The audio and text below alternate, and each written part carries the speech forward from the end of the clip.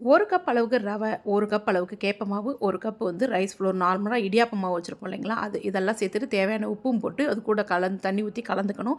ரொம்ப தண்ணியா கலந்துராதீங்க. இது அடை மாரி. தண்ணியாட்டம் கலந்தீங்கன்னா தோசை மாரி வந்துரும். நான் அடை மாரி தான் சேர்ப்பேன். அதனால கொஞ்சம் திக்கா தேவையான உப்பும் போட்டு கொஞ்சம் ஜீரகம் 1 ஸ்பூன் போட்டிருக்கேன்.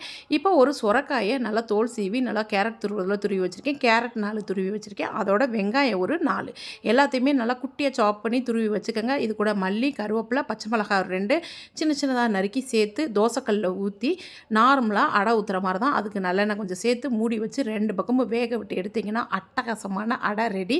இது வந்து சொரக்காய் போட்டிருக்கோன்றதே பசங்களுக்கு தெரியாது. அது மாதிரி கேப்ப மாவு உங்கள் வீட்டில் பசங்க சாப்பிட்றதுனால இந்த மாதிரி செஞ்சு கொடுங்க. உண்மையிலே ரொம்ப டிஃப்ரெண்ட்டாக இருக்கும். டேஸ்ட்டும் அட்டகாசமாக இருக்கும். கலர் தாங்க அப்படி இருக்கும். டேஸ்ட்டு சூப்பராக இருக்கும். ட்ரை பண்ணி பாருங்கள். இதுக்கு நான் வெங்காய சட்னி வச்சேன்.